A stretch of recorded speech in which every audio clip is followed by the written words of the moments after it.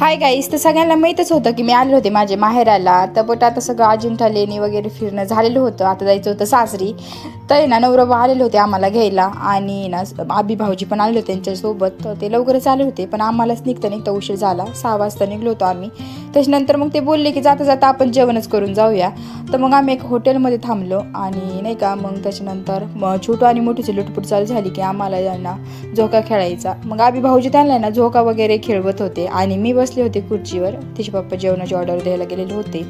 तर नाही का बट मला ना इतकं सॅड फील होत होतं कारण की ना मला घरच्यांची आठवण खूपच येत होती. खूप जास्त दिवस राहिले होते या बारचीने मी, कारण की 8-15 दिवस झाले असेल मला थांबून.